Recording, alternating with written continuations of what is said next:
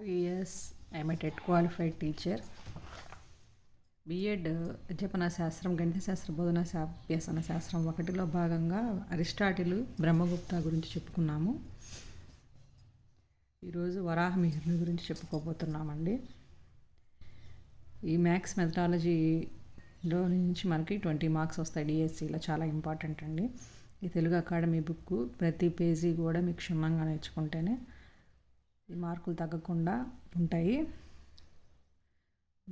వరాహమిహిరుడు క్రీస్తు శకము 505లో ఆదిత్య దాసుడనే జ్యోతిషశాస్త్ర పండితునకు జన్మించాడు. తండ్రి వద్ద గణిత జ్యోతిష శాస్త్రాలను నేర్చుకున్న వరాహమిహిరుడు పాట్నాలో నాటి సుప్రసిద్ధ గణిత శాస్త్రవేత్త ఆర్యభట్టను కలుసుకొని ఆయనతో శాస్త్ర చర్చ చేశారు. అనంతరం ఖగోళ జ్యోతిష శాస్త్రాలను అధ్యయనం చేయాలని నిర్ణయించుకొని అసాధారణ కృషి జరిపాడు. అంటే అక్కడ ఆర్యభట్ట ప్రభావము ఆయన మీద చాలా చూపించింది. ఆయన నిరంతర అధ్యయన ఫలితాలు అతని గ్రంథాలలో ప్రస్ఫుటంగా కనిపిస్తాయి. ఆయన ప్రత్యేకించి గ్రీకు శాస్త్రాలు అధ్యయనం చేసినట్లు అక్కడకు వెళ్ళి వచ్చినట్లు తెలుస్తుంది. గణిత శాస్త్రజ్ఞుడైన అనేక విజ్ఞాన శాస్త్ర విషయాలను వివరించాడు. ఆయన గణిత శాస్త్రజ్ఞుడే కానీ విజ్ఞాన శాస్త్ర విషయాలను కూడా వివరించారు. ఈయన విద్యను అభ్యసించిన తర్వాత ఉజ్జయినిలో నివాసం ఏర్పరచుకొని పరిశోధనలు జరిపి అనేక గ్రంథాలను రచించారు.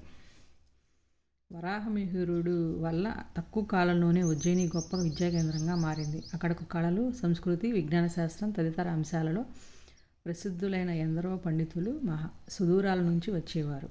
వరాహమిహిరుని శాస్త్ర పటిమ తెలిసి 2వ విక్రమాదిత్య చంద్రగుప్తుడు తన ఆస్థానంలో నవరత్నాలలో ఒకనిగా నియమించి గౌరవించాడు.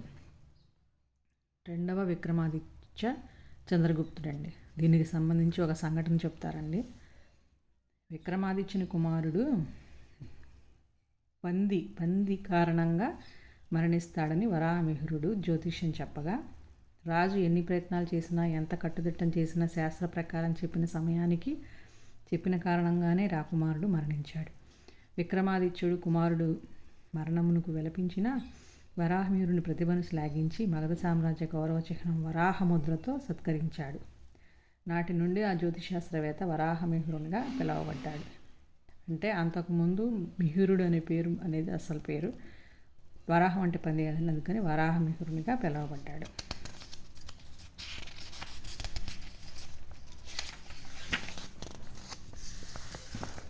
వరాహమిహిరుడు పంచసిద్ధాంతిక, బ్రహ్మజ్ఞాత్ జాతకం, బృహత్సంహిత, ఖగోళం, జ్యోతిశాస్త్రం మొదలైన గ్రంథాలను రచించాడు. పంచసిద్ధాంతిక అనే గ్రంథంలో జ్యోతిశాస్త్ర నియమాలు పంచసూత్రాలుగా క్రీస్తు శకం 575లో పొందుపరిచారు. దీనిలో గణిత జ్యోతిశాస్త్ర విషయాలను వర్ణించడంతో పాటుగా ఆయన పాత గ్రంథాలైన పైతామహ, వాసిష్ఠ, రోమిక, పౌలీస సౌర సిద్ధాంతాల సారాంని సంకలనం చేసి ఒక రూపాన్ని ఇచ్చాడు. వీనిలో సౌర సిద్ధాంతం ఉన్నతమైనది అని తెలిపాడు. ప్రాచీన సౌర సిద్ధాంతం 1000కి పైబడిన సంవత్సరాల అనంతరం చేయబడిన పరిశోధనలు స్వకల్పనలతో మార్చి గ్రంథస్థం చేశాడు. దీనికి తప్ప మిగిలిన 4 సిద్ధాంతాలు మూల గ్రంథాలు లభించకపోవటచే వాటిని తన గ్రంథ రూపంలో అందించిన వరాహమిహిరునికి ఎంతో రుణపడి ఉన్నాం. మొదటిసారిగా వరాహమిహి గ్రంథంలో విషవత్తు లేక సమరాత్రి దినకాలం లేక క్రాంతిపాదం 50.32 సెకండ్లు తేడా ఉంటుందని తెలిపారు. ప్రాచీన సౌర సిద్ధాంతం.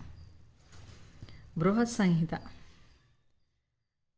సంహిత అనే గ్రంథంలో గ్రహాల సంచారం, వాటి వల్ల భూమి మీద ప్రాణులకు కలుగు ఫలాలు, నక్షత్ర మండల ఉదయాదుల వల్ల ఫలితాలు, మేఘాలు, భూకంపాలు, ఉల్కాపాతం, ఇంద్రధనస్సు, పిడుగులు పడటం, పంటల పెంపకం, సుగంధాల తయారీ, వివాహ సంబంధ విషయాలు, కుటుంబ సంబంధ విషయాలు, గోచార ఫలితాలు, మణుల పరీక్ష, రత్నాలు, పగడాలు, కర్మల గురించి అనేక విషయాలను విస్తారంగా తెలియజేశాడు.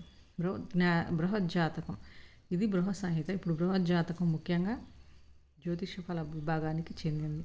జాతకాలంటే జ్యోతిష్యం కదండి. దీనిలో 26 అధ్యాయాలు, 417 శ్లోకాలు ఉన్నాయి. దీనినే హౌరా శాస్త్రం అని పిలిచాడు. దీనికి సహాయకారిగా నవాంశ గణితం కూడా రచించాడు. ఈ 2 గ్రంథాల ఆధారంగా సరైన జ్యోతిష ఫలితాలు వస్తాయని ప్రతీతి. ఈ శాస్త్రం నేటికి ప్రచారంలో ఉంది. నెక్స్ట్ ఖగోళం. ఖగోళం అనే గ్రంథంలో చంద్ర సూర్యగ్రహణాల రాహుకేతువుల వల్ల కాదని, భూమి మీద సూర్యుని మీద పట్టడం చేత చంద్రగ్రహణం, చంద్రుడి నీడ పట్టడం వల్ల సూర్యగ్రహణం ఏర్పడుతున్నాయని వివరించాడు. తోకచుక్కలు వాటి రకాలను తెలిపాడు. దకార్గాళ అధ్యాయం అనే గ్రంథంలో ఎలాంటి స్థలాలలో నీరు ఎంతెంత లోతుల్లో దొరుకుతుందో వివరించాడు. ఇది కూడా ఇంపార్టెంట్ అండి. భూగర్భ లోహం కనుక్కునేందుకు వరాహమిహిరుని సిద్ధాంతాలు ఉపయోగిస్తున్నారు. ప్రాథమికంగా గణిత శాస్త్రవేత్త అయిన వరాహమిహిరుడు ఖగోళ, జ్యోతిష్య, ద్రవస్థితి, భూగర్భ, ఆయుర్వేద వంటి అనేక శాస్త్రాల్లో కూడా ప్రతిభ కనపరిచాడు. ఈ క్రింది త్రికోణమితి సూత్రాలు కనుగొన్నాడు. sin² x + cos² x = 1, sin x = cos of π/2 - x 1 - cos 2x/2 = sin² x అనే సూత్రాన్ని కూడా వరాహమిహిరుడు గారు కనుగొన్నారు. ఇదండి వరాహమిహిరుడు గురించి. నెక్స్ట్ భాస్కరాచార్య. భాస్కరాచార్య 1, 2 ఇద్దరున్నారు. భాస్కరాచార్య 1 భారతీయ గణిత శాస్త్రవేత్త. ఈయన 7వ శతాబ్దానికి చెందినవారు, కేరళవాసి.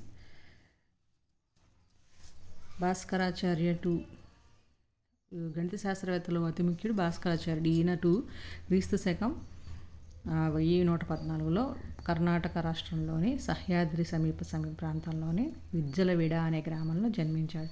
ఇతని తండ్రి మహేశ్వరుడు కూడా గణితంలో మేధావి కావటం వల్ల తండ్రి వద్దే భాస్కరాచార్యుడు గణితాన్ని అభ్యసించాడు. తర్వాత బ్రహ్మగుప్తుని సిద్ధాంతాలకు